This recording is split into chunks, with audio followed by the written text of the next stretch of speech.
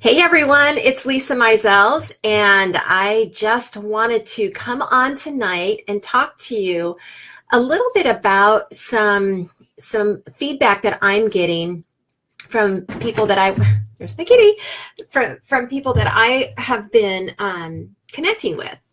And that is that they tell me that, hey Michelle, that they don't feel like they know how to market themselves without feeling like, that icky, like pushing themselves and being braggy or salesy and coming across that way to other people. So this is super common. Hi, Jane. Hi, Donna.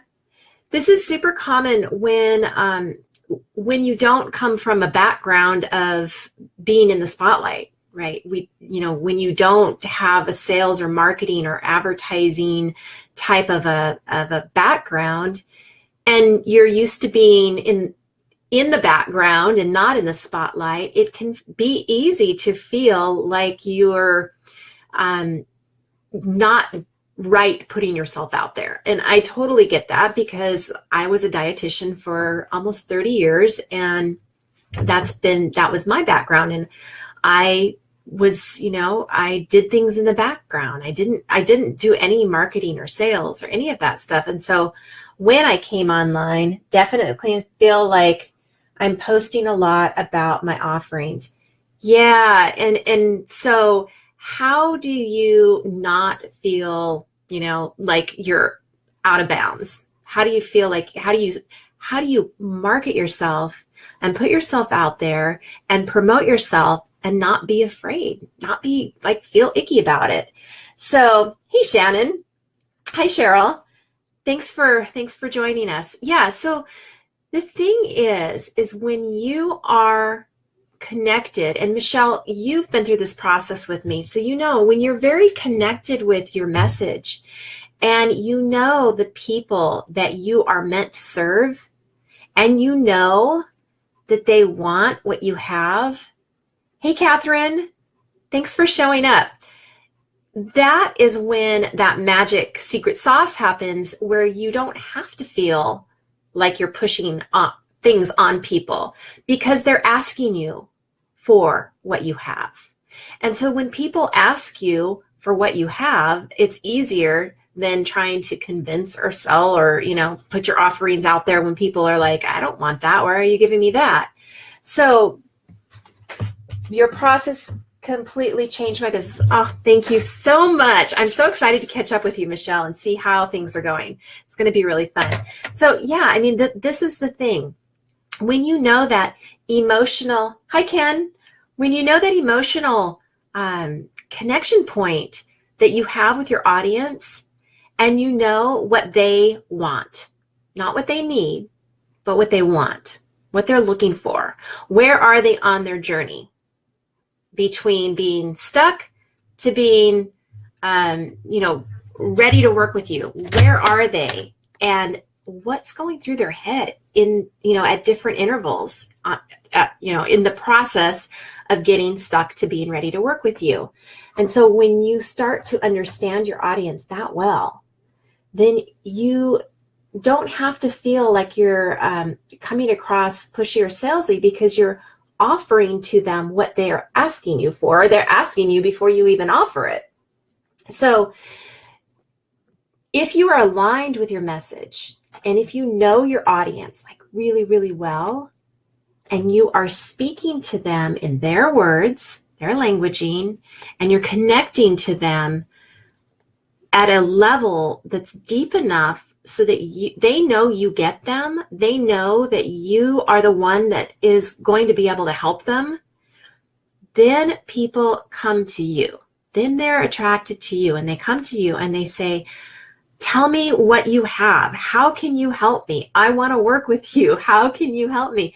And this is what we want, right? We don't want to convince people. We don't want to feel icky about putting our stuff out there. We want to only put it out there in front of the people that want it.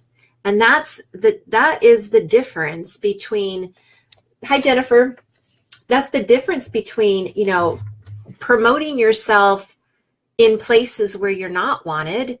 And that's when you feel like you're being judged. And that's when you feel like you're being, you feel icky about putting your stuff out there and that maybe you don't belong and that you're just convincing people, versus if people are asking you for what you have and how can they work with you because you're aligned. That's the difference. So I know you can feel the difference, and being able to know your audience that well and know your services, know that your solution is what they want, then you don't have to feel bad about putting it out there because that's what people are asking you for. So you agree 100%. Thank you, Jennifer. Yeah.